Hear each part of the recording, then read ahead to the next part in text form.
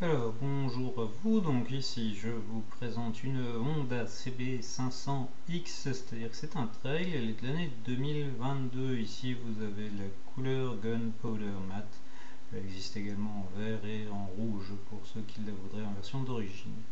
Ensuite on a une vue du phare avant, en gros plan, donc il y a un petit côté sympa sur ce phare, hein, c'est la tête de guêpe, c'est assez spécifique à Honda, vous allez la retrouver sur la CB500F, mais aussi sur la Hornet, qui est une 750 cm3. Je crois qu'également la 125 a un aspect qui y ressemble. Alors là, vous l'avez en plus gros plan. Sur ce gros plan, vous allez donc mieux voir le détail de ce phare, mais également le petit logo CB500X qui lui va disparaître. Je ne vais pas laisser ça à ce niveau-ci.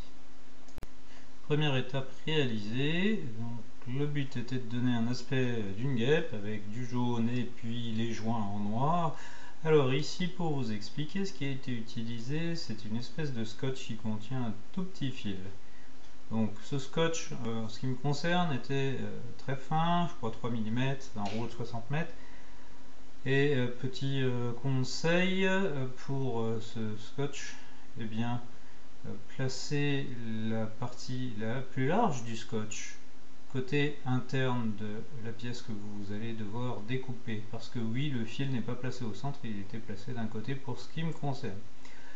Alors, pour les angles, qu'ils soient rentrants ou sortants, ce que je vous conseille avec une lame de bistouri, lame numéro 11 qui est pointue, hein, très fine, c'est d'inciser la partie de scotch et non pas le fil, hein. Vous arrêtez avant le fil et ça vous permet de plier votre fil plus facilement. Répétez l'opération autant de fois que nécessaire si l'arrondi est assez serré.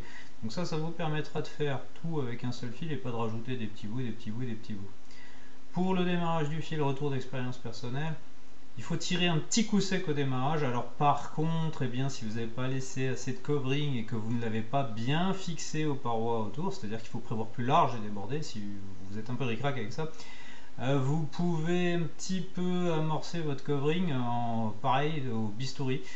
Donc là, le dos de la lame est contre votre covering et donc contre la bande de scotch. Et vous allez couper donc votre covering au-dessus de la bande de scotch, légèrement l'inciser à 1-2 mm, et ensuite avec votre petit bout de fil vous tirez de nouveau un petit coup sec pour activer la coupe du fil. Donc essayez de tirer de façon progressive. En général, le fil, eh bien, vous allez le tenir à l'opposé de l'endroit où ça coupe, hein, c'est-à-dire vers l'avant, vers là où vous voulez aller. Et surtout, vous vous amusez pas à monter ou à descendre quand vous tirez, parce que sinon votre coupe elle se fera pas au bon endroit. Au besoin, quand vous coupez, n'hésitez pas à maintenir votre covering, on va dire à l'endroit où vous venez déjà de couper, replaquer avec un doigt la zone que vous voulez. Pour les techniques de covering, je vous renvoie à toutes les vidéos qui existent déjà. Alors là c'est la deuxième étape, jour 2, on va dire ça comme ça. En haut vous avez un petit triangle. Alors ce petit triangle il a une particularité. Je n'avais pas acheté beaucoup de covering puisque pour faire ce que vous allez voir j'ai un lait de 1,50 m sur 1 m de long. Et ce covering ici c'est du jaune mat, bon pas forcément besoin de parler de détails tout de suite. Bref, pour faire ce petit triangle tout en haut, ce que j'ai fait, j'ai utilisé du papier de publicité. Ce papier de publicité, je l'ai présenté en le scotchant avec des chutes de covering. J'ai d'abord découpé grossièrement pour me rapprocher de la forme, et petit à petit, j'ai coupé mon bout de papier à la forme voulue. Ensuite, ce bout de papier, eh bien, je l'ai décalqué un coup dans un sens, un coup face contre le dos du papier de covering, un coup envers contre le dos du papier de covering, ce qui me permet d'obtenir les deux côtés, et je l'ai découpé précisément avec des ciseaux. Alors là, la difficulté, eh bien, c'est vraiment d'aller le positionner à l'endroit où on veut. Donc j'ai fait ça pour cette partie-là, et puis une autre petite zone, on va dire une espèce de losange qui va arriver devant ce triangle, c'est la même méthode. Sinon le reste, ça a été découpé avec le scotch, le ruban de scotch, que je vous disais, qui contient un petit filin qui sert de entre guillemets fil à couper le beurre, et la lame de bistouri. Alors ici vous avez la vidéo de la moto. Bon, désolé, elle est plus tout à fait propre, j'étais de retour de balade, mais ça donne une petite idée de ce que ça fait, covering fini. Donc, voilà. Là vous avez bien par le côté avec l'espèce de patte de guêpe à l'avant, le prolongement à l'arrière pour l'abdomen, etc. Vraiment l'idée c'est de redonner un peu cette forme d'insecte en s'étant basé sur le phare. Donc là vous pouvez bien profiter des différents aspects que j'ai pu réaliser. Donc lame de bistouri vraiment futé, d'ailleurs à la fin j'ai hésité à en rechanger puisque c'était un peu ric et rac. Donc pour résumer, en matériel vous allez avoir besoin d'avoir nettoyé vos pièces. Ici moi je n'ai pas fait un covering qui passait derrière les pièces puisqu'il n'y a pas de covering intégral d'une pièce. J'ai bien essayé de démonter les pièces de la moto initialement, mais ça m'a vite gonflé, donc je suis resté sur ma première idée qui était de laisser des espaces noirs entre chaque endroit. Alors, nettoyer les pièces, j'ai utilisé quoi? J'ai utilisé des essuie-mains en papier et de l'alcool modifié, un dégraissant. Bon, je sais bien que c'est pas comme l'alcool isopropylique, a priori l'alcool isopropylique contient moins d'eau, donc c'est moins casse-pied, mais j'étais à l'intérieur, pas de problème. C'est important d'être dans un endroit où il n'y a pas trop de poussière qui vole, vous allez être vite embêté. Donc une fois que vous avez nettoyé l'alcool, dégraissé, une microfibre ou des chiffons qui vendent exprès pour ramasser une ours. Et alors attention, gardez bien ce chiffon à proximité parce que vous allez devoir le réutiliser avant de placer votre covering. Donc comment que ça marche? Il va vous falloir lame de bistouri, il va vous falloir de l'éclairage assez puissant portatif petit, enfin un endroit qui ne va pas vous gêner, ça va être important. Je sais bien que je suis peut-être plus tout jeune, mais bon, c'est toujours bien de voir un peu plus clair. Il va vous falloir donc le fameux scotch qui contient la petite ficelle dedans pour découper le covering, et des spatules, bien que la majorité je l'ai faite avec mon doigt, mais vous avez des spatules avec feutrine, vous avez des spatules plus ou moins rigides pour aller dans les angles, etc. en fonction de ce que vous voulez. Alors cette première étape, il va aussi falloir dimensionner vos pièces. Moi je suis pour le cas d'une moto à vous conseiller de prendre des grands papiers publicitaires comme on reçoit dans les boîtes aux lettres, et puis vous découpez des patrons assez grossiers qui soient un peu plus grands que votre pièce. Laissez du jeu, laissez un... Allez, honnêtement j'aurais tendance à vous dire presque 2 cm en périphérie quand vous utilisez, je crois que ça s'appelle du wrap cut, c'est-à-dire le petit fil de scotch qui coupe.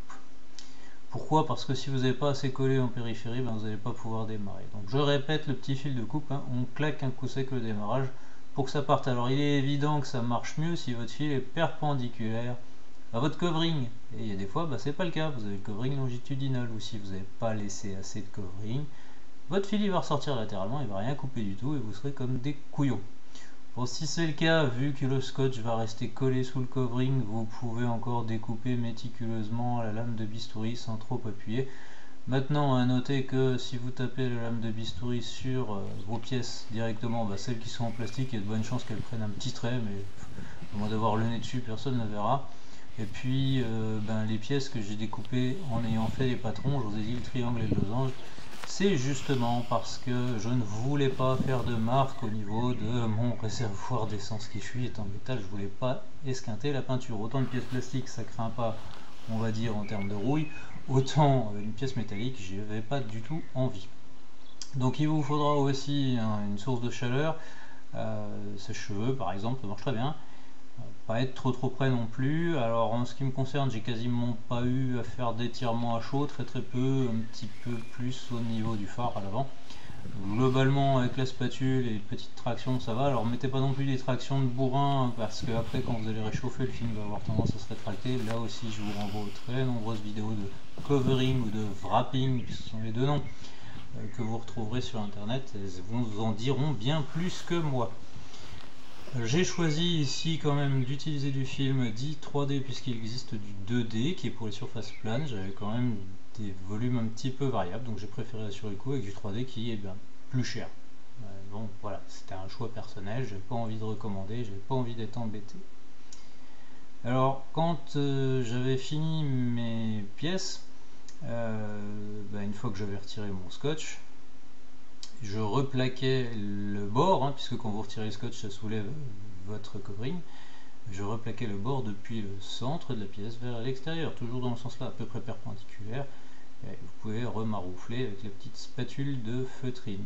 Et quand tout ça c'était fait, que j'avais les bonnes formes, que j'avais redécoupé mes angles en légèrement arrondis, pas laisser d'angle pointu par risque de décollage on va dire, je remettais un petit coup de sèche-cheveux, alors peut-être un peu pour réuniformiser, on va dire, la tension dans le film.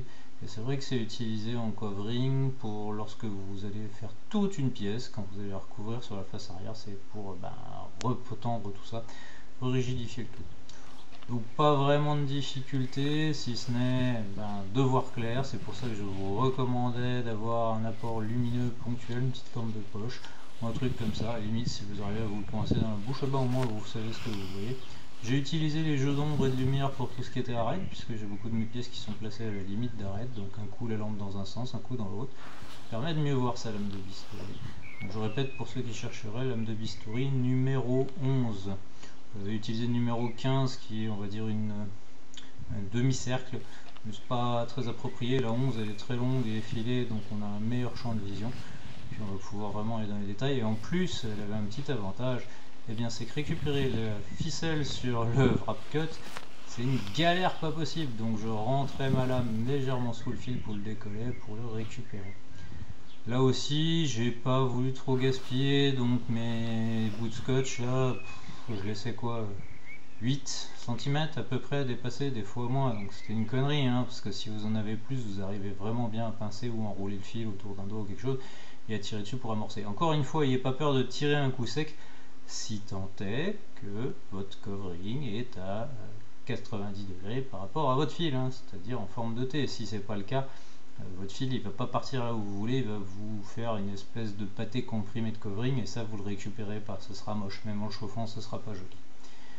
Donc voilà, je vous avais dit attention, les poussières, eh bien même plus que les poussières, même le dégraissage après avoir mis votre scotch, je vous conseille de redégraisser un peu le centre de votre pièce, de renettoyer. Et une fois que vous avez préparé votre pièce de covering, que vous allez globalement présenter à peu près à partir du centre de la zone à couvrir, et que vous allez petit à petit étaler en ayant descotché seulement une face, sauf petite spécificité, quand vous sentez à l'aise, vous pouvez tout descotcher et présenter. Ça a été le cas sur le garde-boue, puisque c'est le dernier truc que j'ai fait.